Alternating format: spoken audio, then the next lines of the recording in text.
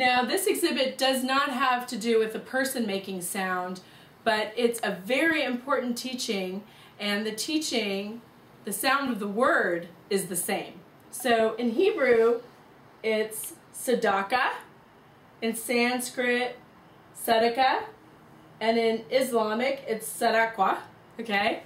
And basically, in Hebrew, the teaching of tzedakah is this. I have to put my book down. So the teaching is, if one person has a lot and somebody else only has a little, when we give, we balance the scales and we create justice. So tzedakah means justice. And the root of the word tzedakah is tzaddik. And tzaddik means righteous or holy person. So it's through giving, through balancing the scales, that we create justice and that we become holy or righteous people. And so that's a very important teaching. You don't just have to give time. You can also give time, you can give money, whatever it is that you have to give. As long as you're giving it, you are on the path towards righteousness.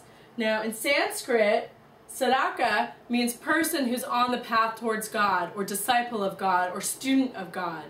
And in Islamic, tzedakah is also related to giving, charity, as an obligation, not just because you care, but as an obligation. So in this exhibit, oh, let me just back up one second. In this exhibit, we would have something like this beautiful stone path, although I'd like to use some copper rails and sort of make it my own. And that would lead up to a tzedakah box, a giant box that we could put, traditionally you would put money in there, but we'll have a little station here where you can write down your intentions for giving time or money to causes that you feel that you can affect change and make the world a better place. You can place the promises or the intentions into the box, and at times we can read those or post them up on the wall. So this is the tzedakah exhibit, Path Toward God.